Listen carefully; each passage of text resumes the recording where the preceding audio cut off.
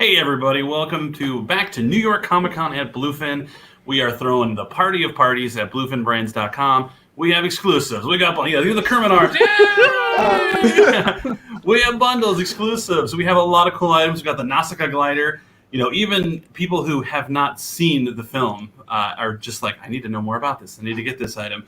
But we have so many exclusives, so many cool things at bluefinbrands.com, including a giveaway for over $5,000 worth of items that you can enter at bluefinbrands.com/contest. One winner is going to get over $3,000 in prizes, and we'll have a number of runner-up prizes. So enter, do it. You'll have a great time. Justin, David, AJ, great to see you again. Justin, why don't you introduce our very, very special guest today? Yes, joining us today is the editor-in-chief over at comicbook.com, Mr. Jim Viscardi. How are you today? Hello. What's going on, guys? Fabulous. We're all eyeballing all that cool stuff you got in the background there. It's just a ton of Power Rangers stuff. Yeah. Do you ever just wear the Power Rangers helmet and only the helmet as you walk around the house? I totally surprised the comic book crew last week wearing the helmet to the meeting, and I mean it's legit. It's one of those Hasbro ones, and I love it. It's one of the things I've always wanted as a kid. I wanted a legit Power Rangers helmet, not like the weird Halloween, plastic cutout. Yeah, like whatever. Like a legit one I can wear on my head and see out of. And nice. It took me 30 years, but here I am. That's okay. I'm still working on mine. So. Yeah. No, I've been watching The Last Man on Earth, the Will Forte show, where he's the last man on Earth. Clever title. And I always pictured if I was the last man on Earth, I would just go around just wearing Power Ranger helmets or Darth Vader helmets, and I would change the paradigm of the dress code. Sure. Casual Friday every day, and it'll be amazing. That's right. Were you a fan of the Power Rangers movie that came out a couple years ago? I didn't hate it. I think it had. Oh, thank goodness. it had a lot of really great things going for it. I think the only thing that I think turned a lot of people off was just its really strange design choices. I think that was I thought each actor who they had for the Rangers, I thought were all good fits. But I mean that Megazord, man, what? I don't. Yeah, it was those swords. I mean, even the suits weren't that bad. I mean, I get okay, we're gonna modernize it or whatnot. You don't want it to look like just a Japanese Saturday morning TV show, but at the same time, they were just bad discarded Iron Man costumes in a way. Right. The swords are really what killed it for me. I was just this is and whatever Goldar was. I'm like, come on. Yeah, I had been out of the Power Rangers circuit for a while, so it was kind of refreshing to see it again, and I enjoyed it. I didn't walk away hating it or anything like that. I was like, oh, it was fun. In fact, it was my first 4K movie, and I was like, all right, if we're gonna do this, we're gonna do it right. It'll be a Power Rangers movie. Yeah, I mean, and it was cool to see the cameos too. It was cool to see James Song was in there. The original James Song was in there for a couple seconds. Yeah. That's right. I mean, that's if they didn't have that, I would have been oh no, forget it. It's dead to me. Right. But. So this is what happened to Walter White after he got shot. Spoiler alert. No, it was really good. So New York Comic Con's going on. Is it weird not to be at a convention for you during this time of year? Oh, man, it really is. It was one of those things where at first you're like, oh, it's like a blessing in disguise because it's a lot. It's a lot of work, especially when, especially for a convention like San Diego and New York, the two arguably biggest ones. We go pretty big. We go with we bring a setup. We're doing interviews from kind of a home base somewhere, and so it's all a coordination of all that while also making sure that we can cover all the panels and get to the floor and cover all the cool stuff that's out on the floor, like the stuff that's at the Bluefin booth. And so it's definitely different.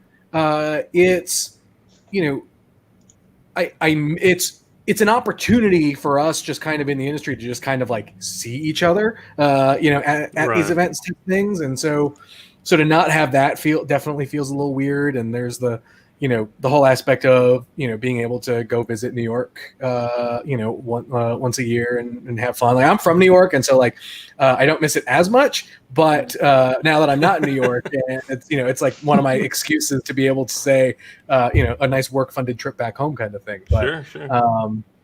How has it impacted your coverage, though? Because normally it's wall to wall. Oh, my God, this con's going on. Here's this booth. Here's that booth. Here's this announcement. Here's that announcement. Now it's if you caught it on YouTube, then great. But yeah, it's hard to keep track of it all. honestly. And then it's one of those things where, as far as these virtual panels go, there really needs to be some sizzle to get anyone to really kind of pay attention to it. Sure. We got you. I mean, that's a big deal. Hey, I'll bring the heat. No, but it's just like from the media side of things, and even for like comic publishers, like I do like the kind of VOD aspect of it, but at the same time, especially for like a convention of like San Diego, where like there were a few panels happening at the same time digitally, and so like you'd have to like start them and scrub through them really quick to see like where the news was before really before. Right. It's just like a weird thing, right? Like usually it's nice and timed out, you can't scrub through it or whatever, but like it's changed the way that we cover it. I mean, obviously when we go to New York, we're bringing some of the staff there, and then some of the staff is all working from home, and so now when we've got the panels online, everyone is like, okay, start this panel while you're at home, and so it's made it easier that way, but it's still different, still weird. Yeah, like with DC Fandom, that was kind of cool in that it was just like a day, and you just kind of tuned in with what you wanted, and you could watch it. You didn't have to wait in like a Hall H line or anything like that.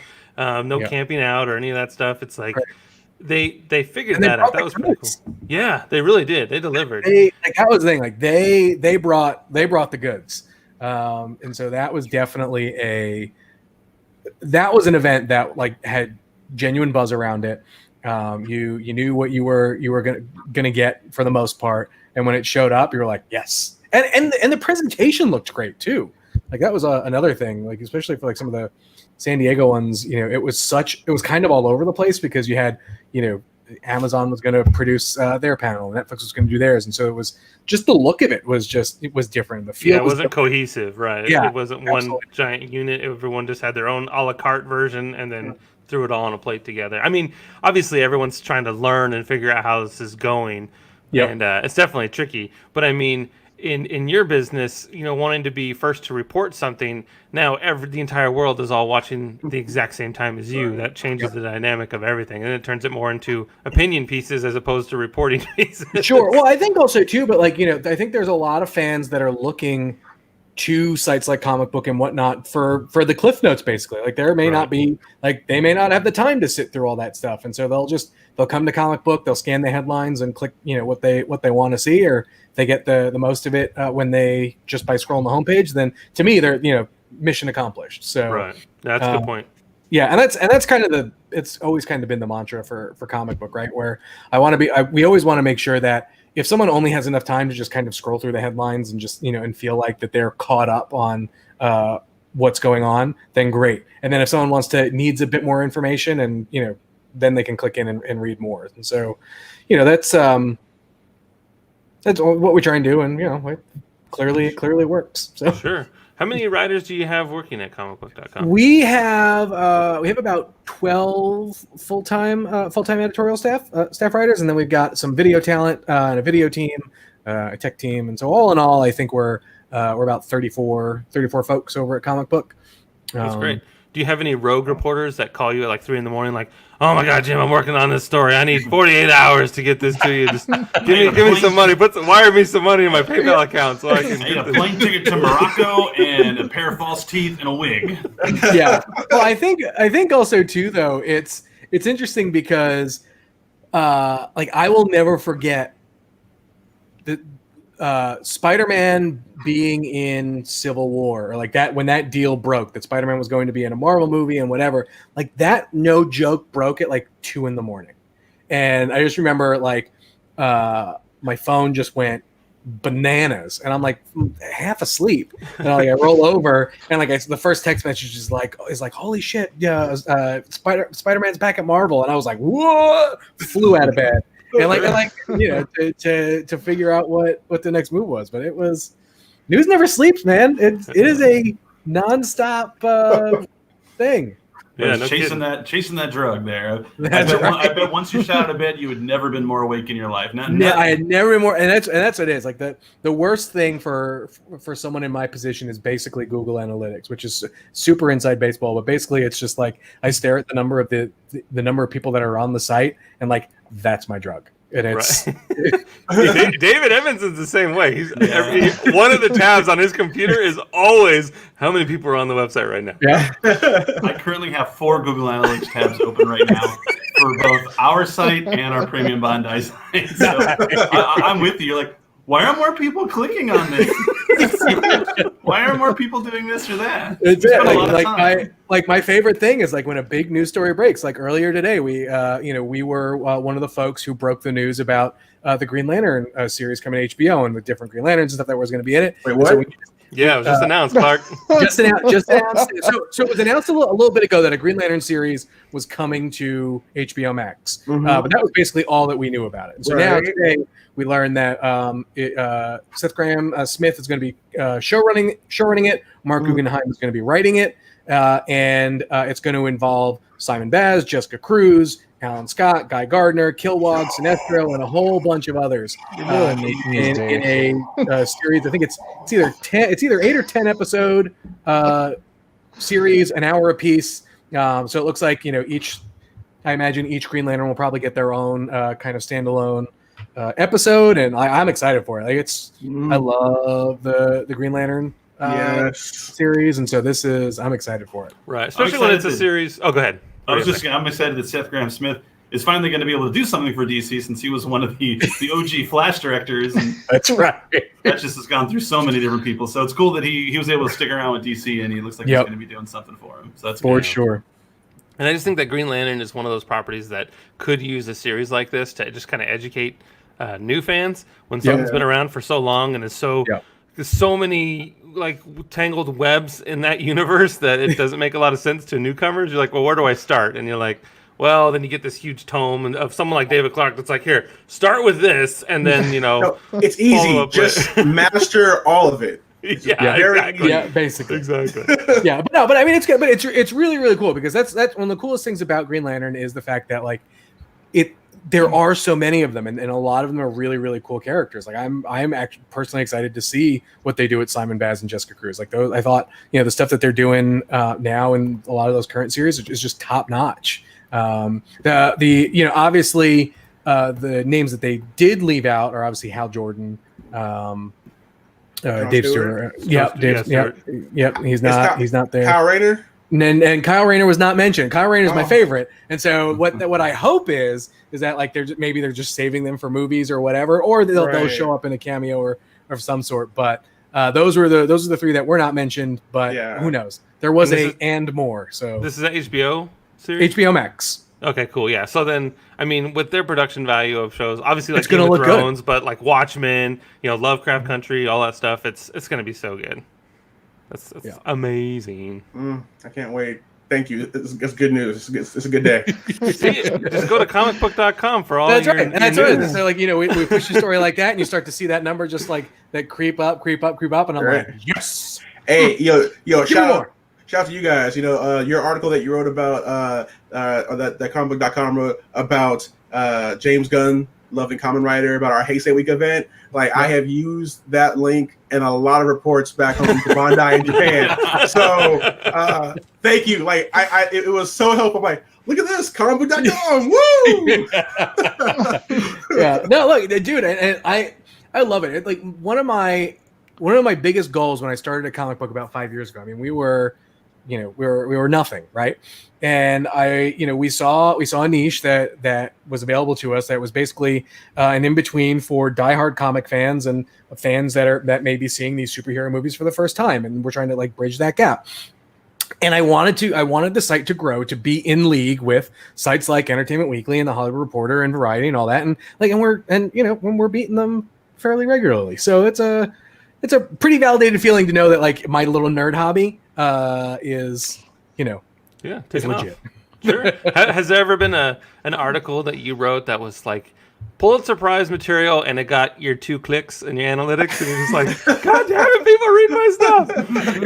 I love doing interviews, and I love doing long form kind of sit down stuff that that just lets you dive a little deeper to talk about stuff. And I remember being a huge Watchmen fan, I had the opportunity to interview Dave Gibbons, and we had a phenomenal. Like, it was a phenomenal chat. I absolutely loved it. And maybe 2,000 people read it. And I was like, oh, it was so good. That is a shame. Man, I love Watchmen too. I know that like Zack Snyder's Watchmen movie, it's a love or hate it kind of thing. But I mean, it was almost like frame for frame the entire graphic novel, and I thought it was so incredible. And I actually loved the ending of the movie different than the comic book. Like I appreciated that a little bit more. And I was a hill that I died on so many times. So I'm just glad that people really like the HBO series. I love it. That's the thing too, where it's like it sounds so crazy to say, but it feels like that Zack Snyder's Watchmen was just a little bit too early. Like if they had just waited maybe 2 or 3 years to let some other stuff kind of catch up, even from a visual effects standpoint or whatever. Like I think they could have done a little bit more. But I mean, it is what it is. Exactly. I enjoy it. It's got it's fun. It's a fun movie.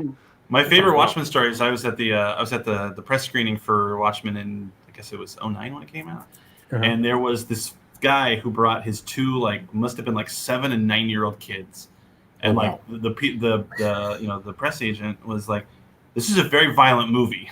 And it's like, this is very R-rated. There's nudity, there's swearing, there's a lot of violence. He's like, "It's okay, they can see, they've seen it all." And 20 minutes in the movie, he's like, "Oh, taking these kids out." Everyone was when Dr. Manhattan first shows up on screen, he's like, "Oh, it's gonna be like that." All right. Everyone in line is like, "Look at this guy bringing this kid." Oh, that's great. So funny. No, it's just the way it works, man. So let's talk about the comic book industry. Is it thriving right now? Are people buying comic books? Yes. I mean, that's the kind of the crazy thing. I mean, it got a little hairy. When all the coronavirus and COVID stuff, really started to hit, unfortunately, there are shops that just could not bear, weather through it and had to close. But I think there's a lot of aspects to the comics industry. There's the week to week, Wednesday Warrior, going out, getting new stuff, as it comes out, but what you're starting to see is a rise in people going back and collecting back issues. You've seen a huge spike in that stuff, and I'm guilty of that myself. The pandemic has gotten me not necessarily taking advantage, but getting more involved in wanting to check out live online sales for certain back issues. So I'm a huge Moon Knight fan, and I'm working on collecting the entire run of Moon Knight. At first the rule I've set for myself is I can only buy the issues in person. So whether I'm out of town or whatever, I'll go visit a comic shop or at a convention or whatever, and I will pick up issues there. To me, completing this goal by buying issues online is cheating for me, right? So whatever. But it's just a fun game that I just kind of have for myself. But at the same time, you've got Marvel, who currently just starting their X of Swords event, which is kind of the follow-up to House of X and Powers of 10 from Jonathan Hickman, which is phenomenal. And there's that genuine buzz in comics again. On the DC side, you've got Jeff Johns and Gary Frank Jason Fabok doing Three Jokers, which is an awesome new series. You got Scott Snyder and Greg Capullo on their Metal book. Donnie Cates on Venom. There's a legit, genuine buzz on comics again that I think we haven't necessarily had over the past year or so, where books were still coming out and they were fine. Some stuff was getting hot, some stuff wasn't. Right. But like I said, I've got a local buddy of mine who is a retailer here in a comic shop retailer here in town, and has said that his store has been busier than ever. And so I know that's generally not necessarily the case across the country, but I think it's your mileage may vary depending on what kind of comic book shop you've got. But you're looking at, for example, you've got Spawn, which was a book that was selling maybe 30,000 or 20 to 30,000 copies a month or whatever. Gets closer and closer to issue 300, and that book is now back to selling over 100,000 units for 2 months in a row now. That's crazy. You don't see books like that grow. And then you've got publishers like like Boom Studios, right? Like they're putting out indie hits in a manner that that really Image used to for a while. I think Image is still putting out some great stuff, but you're starting to see a little bit of a shift as far as what's buzzworthy, and the speculator market is incredibly hot right now, but very different than the bubble that people attribute to the 90s kind of death blow to comics. And so Right. So all around, I said, like, it is a phenomenal time to be in comics as both a reader, as someone who just enjoys it, as a collector, who loves that, has that collector mentality, but also as an investor too, right? Like like I said, the speculator market is going nuts, and it even like kind of has started to translate over into trading card games too, right? Like you have Logan Paul spending tens of thousands of dollars on Pokemon cards. And like it's one of the, like, you got Gary Vaynerchuk kind of saying like, get in now on on Pokemon cards, and you got people getting in on the same way with comics. I mean, that's always been the case with comics, right? But I think you're seeing it more so now that people are kind of trapped at home and maybe have a few more bucks to spare. Right.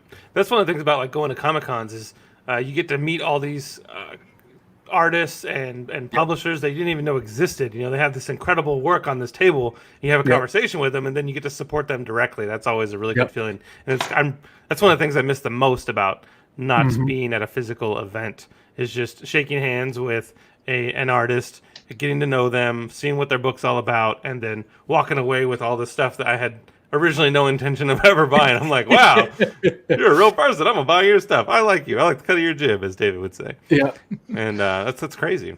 Yeah, no, for sure. And I think you're also starting to like kind of see that shift a little bit over to like platforms like Indiegogo and Kickstarter and things like that, where you start, stuff that you would normally run into on a convention floor. You're kind of, either getting.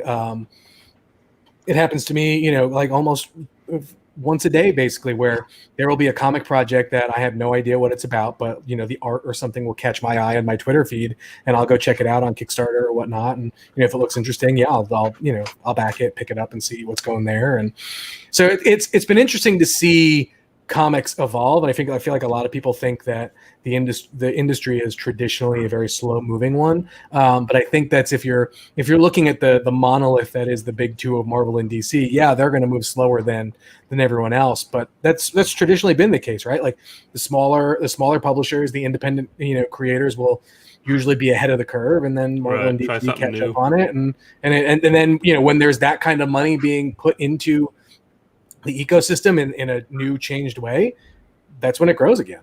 Sure. What about like something like Marvel's subscription service, where you can dip into that back catalog, thousands and thousands of comic books, versus going into the shop and seeing these awesome bargain bin back issue type deals? Just having it right there on your tablet or your phone or whatever. The ease of access has really changed things. And even if you're someone that maybe can't afford a 10 or 20 issue pull list every week, you can pay whatever, $10 a month, and you have access to just countless back issues. That's got to be an incredible value right there. Oh, for sure. And I think that's what, like, the versatility of the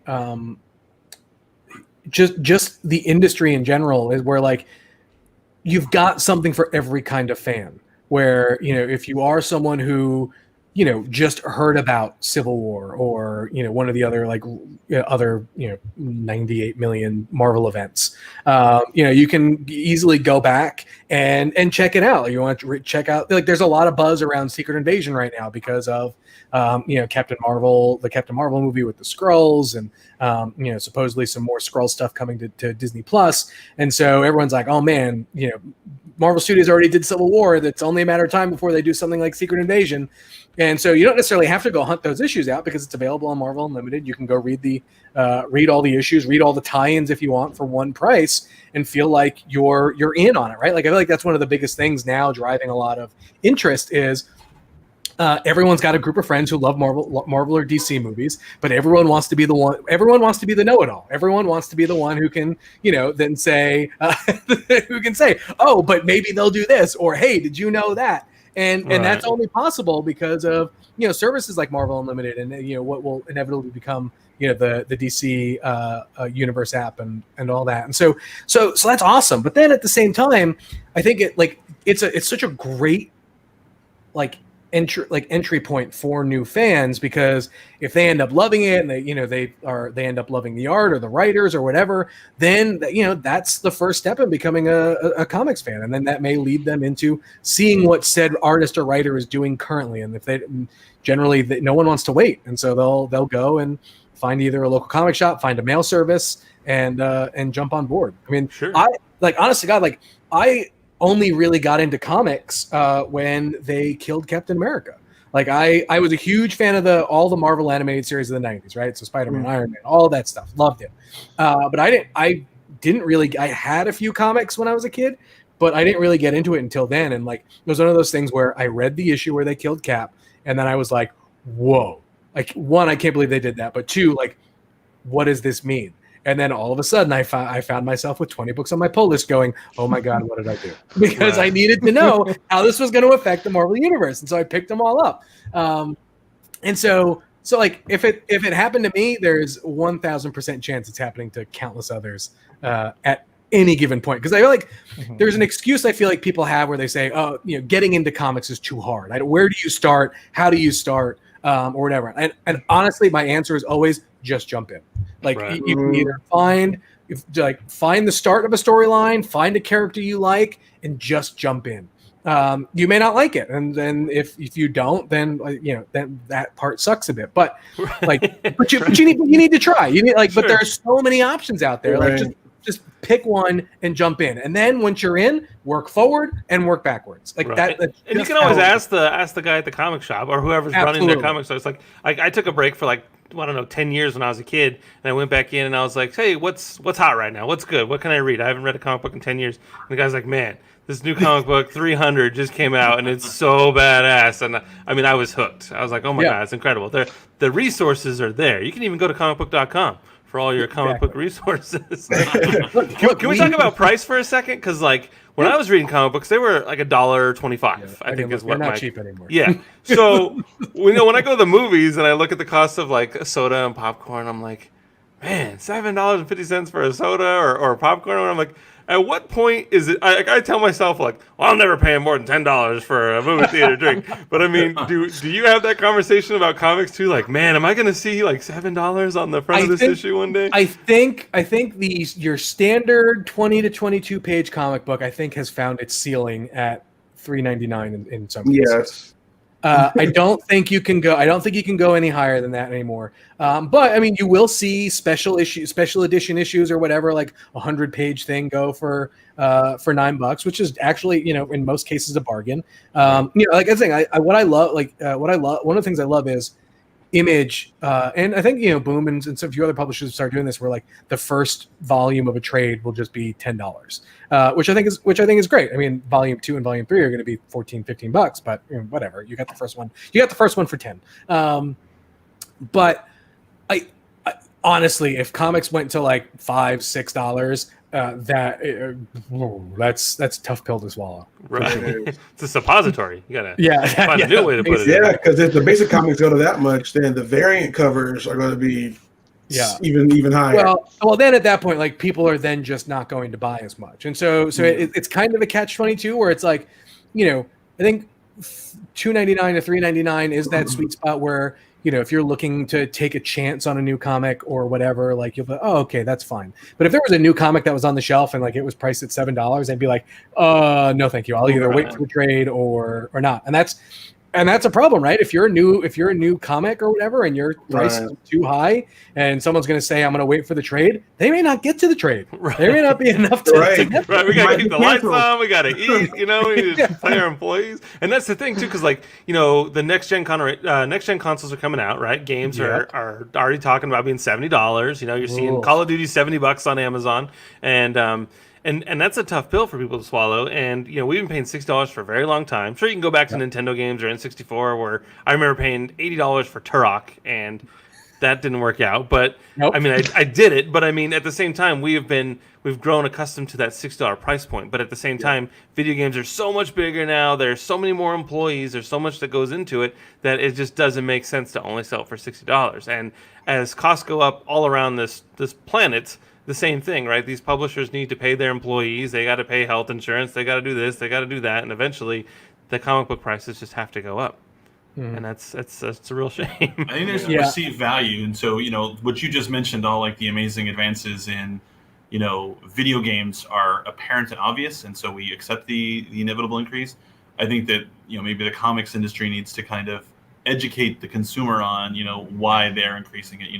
To where someone like my wife who doesn't read comics, she could look at a comic today versus the comic from 2000 and be like, I mean, it doesn't look like there's any extra work here. It's missing the ad about the Atlas body in 7 days. There's some cool things. Like Marvel had like the AR thing on their books where lose my voice for some reason, but when you put your phone over a certain page, like you might see how the page was drawn. You get like DVD special features. Yeah, like I like that, but like I'm a comic creator myself, so like for me, I find that interesting, but I don't know how much of that is interesting to someone who just likes. Okay, I want to see if Captain America, punches a Nazi today. Like they might not be as interested in that, but they do have some things. Obviously, the answer is more foil covers, more holograms, more foil covers. Well, it's funny you mentioned the AR stuff. So I actually worked at Marvel in PR, kind of during that stretch of comics publishing, where Avengers vs. X-Men and all that stuff, and like comics value, and like it was kind of at the precipice of digital comics, like we had. That had really only just started to become a thing, and everyone was worried that like digital comics were going to kill print comics, and so like when you have like that's when comics started to add digital codes for if you wanted to just like for the collectors who just wanted to put their copy of whatever issue in a bag and board and then and read it digitally, they could. At the same time though, if you peeled the sticker, then like your diehard completists are going to be like, you've ruined the comic, whatever. It's a 9.2 now. It's not a 9.8. It's missing the sticker. But that's the thing that comics is really going to have to come up against, where our weekly issue is 22 pages, right? Like, do you cut it down? Like, do you take kind of the Shonen Jump model where you're getting stuff that on a weekly basis that is just in smaller chunks? Like that's a model that seems to, it's not going to work for everything, but it definitely works for a lot of the shonen stuff. And so I think we're definitely going to see a point where comics is going to really have to like face this future and change. I don't know if we're there yet. Sure. What are your thoughts on like digital comics versus physical comics? Like, at a certain point, like in my life, it became a space issue with kids and a wife and everything like that, to where I had no problem transitioning over to digital, but I'm sure people like Mr. Clark over here are collectors, and they'll always want that tactile medium. Do you foresee a future where maybe one of the big publishers will release a comic only digitally and forego the distribution model? You're starting to see that with DC doing it more than Marvel does. DC will put they have some digital first things that then will inevitably come to print kind of thing. The problem is that there just needs to be a hook. I think for a lot of people, it's tough when you're a publisher like DC and you've got 12 Batman books. And I think one of the biggest things about comics or superhero comics like Marvel and DC is the idea of continuity, right? Where does this fit? Doesn't matter, etc. And so trying to reinvent it and then but keep some of it, but then throw some of it away. Yeah, exactly. And so when you have like a digital first book, like you really need to make that book with the idea of who is the audience, who are we making this for? Will they come? And doesn't matter. We need to kind of make it matter to them. And so I think that's where like comics or the bigger publishers are kind of handicapped in certain ways, where like your hardcore audience really loves that continuity stuff. But you're seeing DC branch out and they're doing, young reader or young adult graphic novels, which are a huge hit for them in a totally different market, right? Like the book market is 1000% bigger than the direct market and just it's a different audience. And so it's being able to create an offering that's worth it from a value standpoint for all of these different distribution points, audiences, etc. And then, the real question is at what point do you spread yourself too thin and, not necessarily see the return? Me personally, I am more of a digital reader than I am a physical reader, mainly just one, space is an issue thing. But like I have now transitioned more to I'm going to target collections as opposed to, or like cool covers and things like that, as opposed to having every single issue of 12 different ongoing titles. Like, right. So for me, it's, I finished my run on Daredevil. So I moved on to Moon Knight. I'm almost done with Moon Knight. I'm moving on to the Marvel's Transformers stuff, which I remember loving. So I'm going through that. And then, and then I do things like this where, like, I love these slabs, man. Right. So like I just got this one today. It's just a harder to find issue of Mark Spector Moon Knight. It's got one of Stephen Platt's covers that have Spider-Man and Moon Knight on the cover. It's super badass looking. But like, quick question. I'm totally into that. Have you ever gotten a 10? I have many 9.8s, no 10s. Same here. Which is heartbreaking every time. I'm not even sure if they even print 10. I've seen 10s. I just don't like. At that point, like this is where like I get a bit more conspiracy theorist. Like I at one point it's subjective to whoever is grading that book, and so like I probably have one or two 9.8s in my collection that if I set them back in and I got a different person grading it, I may get a 10, right? Sure. Because like I look at a book and I go, where is the defect? I've tried so hard. Yeah. It's the wabi-sabi. It's the tiny imperfections that make something beautiful, right? I once got a book printed, took it from the printer to CGC. Like it never got to a store. It went from printer to them. 9.8. How? Yeah, you should have brought it in a briefcase handcuffed to your wrist. That's it. You needed someone from CGC to be at the printer. Yes. They needed to be the ones to take it off and bring it because otherwise the white glove treatment, man. Yeah, that's it. Next time. Botched it. You just show up with this giant printer at their office. Print it right there. Yeah. Like, just hold on a minute. Just get the stapler and just go chunks it. Staples in, hold it. Here you go. 9.8. 9.9. No. This is the computer it was created on. Yeah. 9.8. Oh man. Oh, that's funny. What is your most prized possession that you have in comic books? It's not in like a vault. You don't even have it like in a Scrooge McDuck or hidden furniture vault or anything like that. It's like the one I don't even have it graded yet. I just have it hanging out. It's like I said, I'm a huge Moon Knight fan, so when I found this, I pretty much lost my damn mind. But it's Werewolf by Night 32, first appearance of Moon Knight. In a great. This is if I graded this, it'd probably grade it like a 4. I would imagine. But I have two versions of it. I have the regular American version for it, and I have a UK version of it. And these are them. Like as a 9.8, this book sells for $40,000. So wow.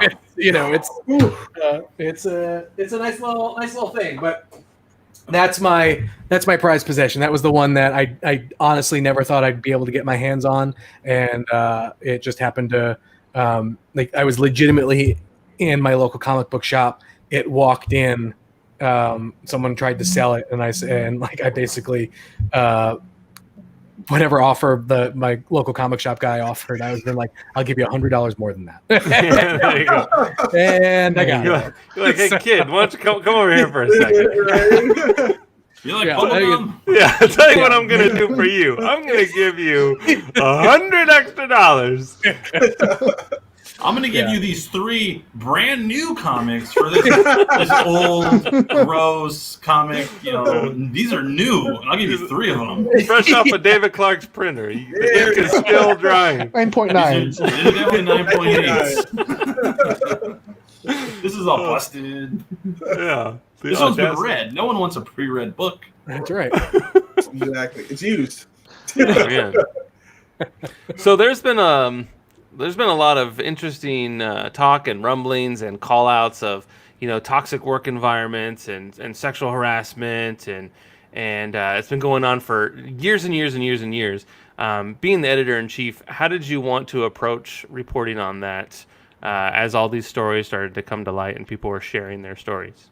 It's a tough thing to cover. I mean, there's a lot of aspects of it that I think happen kind of behind the scenes to make sure that you are able to protect not only the person who is coming out with the story, but also the site as well. So to make sure that the reporting is not considered libelous or yeah, exactly. and report responsibly. And so there's a bit of a long it's a long road to kind of to cover that stuff, just in getting in touch with the person who is speaking out and making sure that you can share their story and trying to corroborate all that. And obviously it's got to get kind of sent up the flagpole a bit and before it comes back down.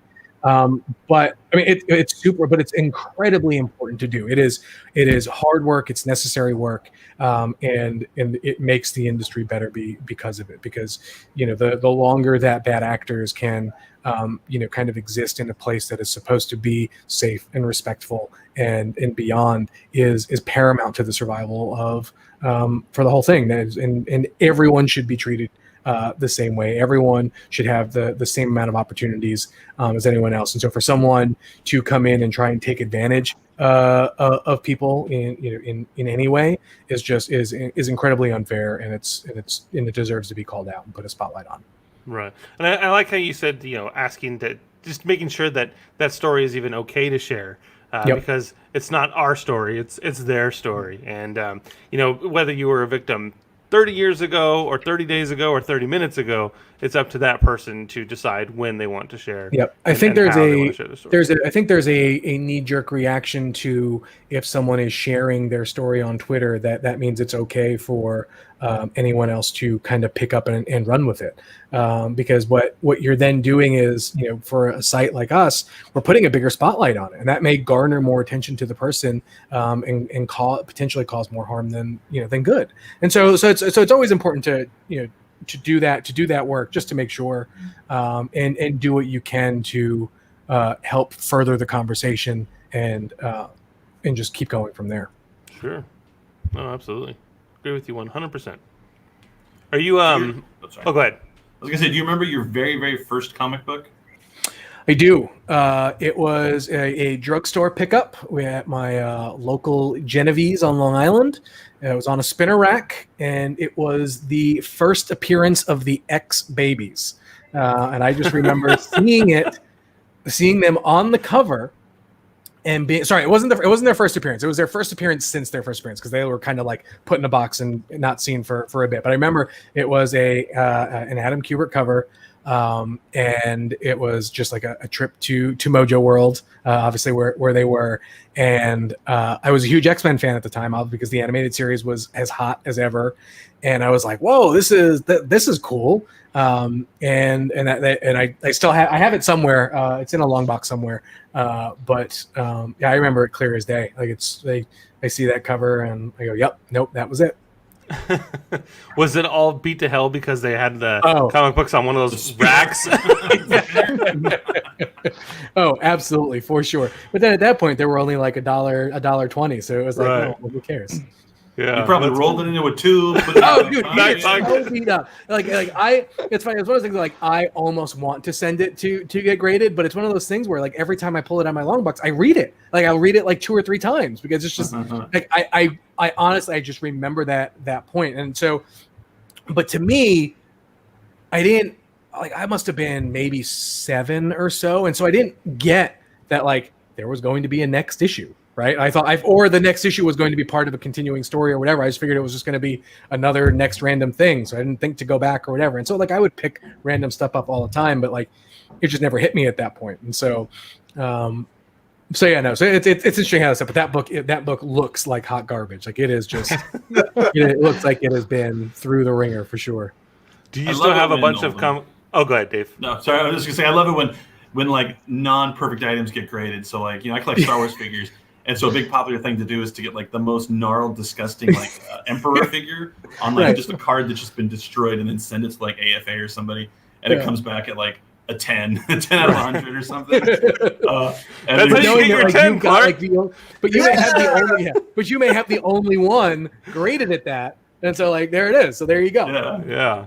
Love it. Do you still have somewhere back in Long Island a trove of comic books in long boxes and bag and board? I've got, my parents keep asking me when are you gonna get your shit? Every time they come down to visit, they're like, "Hey, we'll drive and we'll bring down your comics." And I'm like, "Oh, it's fine. Just leave them in my old closet, my old childhood closet. That's fine. They're not taking up that much space." They're like, "No, we need to use that space." I was like, "Okay, well, you could just move them into a different closet. It's totally fine." You're like, don't touch my posters. I am a new-ish homeowner, and so like I've already got I still feel like I'm unpacking sometimes, and so I'm like, no, it's fine. Don't worry about it. You take good care of it. That's great. Is your bedroom preserved the way that you left it, or did they turn it? Oh no, I left and they turned it into an office. I turned 19 and I basically like went away for college or whatnot, and they're like, okay, bye, and it's now an office. Oh. They didn't put up the velvet ropes and the tour stars. Yeah, I mean it's funny. Like they turned it into an office, but like the two closets in my childhood bedroom are full of my crap. Like it's just like I think that the most recent thing I had them bring down was behind me over there is my original Power Rangers Megazord. Oh yeah, I see it. And that and the Dragon Zord are two things that I had them bring down mainly because I needed a box to fill. So. So I've got that, and then like behind me, I've got my. It sounds super nerdy, but I have a full run of the original Goosebumps books. So those are a nice, just kind of fun childhood item of mine. So I've got all kinds of crap. Nice. What's the weirdest thing you collect? That you want to show us on camera. And don't be ashamed. So I collect Admiral Akbar. So I collect Admiral Akbar stuff. So you're in good company, no matter how weird it is. I mean, preferably safe for work. So it's safe for work. So caveat is, so I'm a big Pokemon fan. I spent a good chunk of my college years working at Build-A-Bear Workshop, and so when Build-A-Bear started putting out a Pokemon line, I needed them. I needed all of them, and so I have all of them. And anytime they put a new one out, I'm getting it. And like, I'm a 33-year-old man buying Build-A-Bear Pokemon Build-A-Bear plushes. Wait, do you play Pokemon Go? Oh hell yeah! Okay, so we all play Pokemon Go. We just made a new friend, y'all. I mean, some of us are level 40 and others are not. I'm in the 30s. I'm almost there. I took a very long break. I was very much into it when it first came out, and then life happened, and I just didn't really necessarily have time to get back into it. I have gotten back into it fairly hardcore over the last year or so. So much so that like one of the fun things about being able to be the operator of a website is if I want to start a Pokemon podcast, I can start a Pokemon podcast. So I did, and so that's really gotten me back into it, and like it's awesome because we've been able to build a pretty cool community around the show, and Pokemon Go is a huge part of that. But now I'm basically just like falling into accidental shiny Pokemon, and that's been my thing. Where like I'm not necessarily like hunting for them, but like I will hope that they are like they will just kind of pop up, and I go, oh look, I got one. It's so exciting, and you kind of like get worried. You're like, all right, let's not mess this up. All right, we're using Silver Pineapple Berry. A shiny Pokemon shows up, and I am like nauseous as all hell because raspberry. Yeah, I said, just keep eating the raspberries, and just like, oh, please don't run away. Please don't run away. Right. Yeah. When that game launched, the depressing part of Pokemon Go is that once you hit level 37, then you're halfway to 40. Yeah. That's where the real journey begins, right? Yeah. When a game first launched, I was at a park, and all of a sudden there was like 50 people running right at me. I'm like, I didn't do it. I don't know what's happening. I just saw this horde of people chasing after me. I'm like, what is happening right now? And then they all had their phones. And I was like, I don't get it. What's happening? And then it's like, oh, Pokemon Go. Gotcha. Yeah. I caught a Squirtle once, and that was it. You were tired. You caught one, and that was all you needed. That's just my favorite. I beat the game. I was like, all right, credits. It's over. Some catch them all. You catch one of them. One. But I love it, and it gets my undivided attention. So there's that. Nice. Yeah. Yeah. So you have to share my love with like 2,500 other Pokemon. So Yeah, I can't do that. your Squirtle is special. Yes. We're snuggle I mean, buddies. But yours doesn't have sunglasses. It's not shaggy. You Like know? mine has sunglasses, so There you go. Oh, that's I don't it. have That's the that. one. I don't have. Do you play any other video games? Oh, go ahead, AJ. What were you gonna say? I was gonna tell him, like, I will say, like, I always find like those Pokemon journey articles from comic book like show up on my feed all the time. I'm like, click read, gotta read these. And I'm like, oh, nice, they caught on. Journeys is a phenomenal version of the anime. It's really been a fun thing to watch. Especially I have a 5-year-old daughter who I'm trying to basically indoctrinate, and and she loves it, which is awesome. And so it's nice to like see some of the throwback stuff and see where it goes from there. But as far as like other games I play, like it sounds like a real kind of dick thing to say, but like I feel like my time is kind of at a premium where I'm like either like running a news desk and trying to be a dad and family person or whatnot, that like I appreciate games that allow me to jump in and out fairly quickly. So I'm huge into Fortnite right now, mainly because the Marvel stuff is just so freaking cool. Like it kind of blows my mind that Fortnite put out a better Marvel video game than the Marvel Avengers game, in my opinion. Like that's the current state of the world that we're in. But like that one's so much fun. The skins are great. I'll play. I've obviously gotten on board the Among Us craze right now, so I'll get a bunch of friends together and play Among Us. It's been a ton of fun. Overwatch. I'm a big Overwatch guy, but like a lot of like the single player narrative stuff, I either get bored by pretty quickly, or I just am overwhelmed by the time commitment that like I want to play Last of Us 2, but like 25 hours later, I don't have 24 hours. important question. Go for it. Overwatch. Do you play on console, or are you I a do member? I am a console heathen. Yes. Oh no. Okay. It's the only way to play, Mr. Clark. Consoles is. As an other father, consoles are just so much easier. It's so much easier to give your kid a controller than teaching them. Okay, to go up it's W, down is S. And they're like, what? Can I use the arrow keys? No, you need the arrow keys for something. That's your mouse button. Yeah. He's like, what's a mouse? Here, take this controller and go do stuff. And win. David Clark has like 3 keyboards, 2 monocles, 5 mice, a power glove, and he's just ready to go. True. And 2 VR headsets. He's like that guy from The Last Starfighter with the thing. That's we die. No, I get it, man. Well, thank you very much for stopping by and visiting with us. It's been awesome. Dude, this has been a blast. Thank you.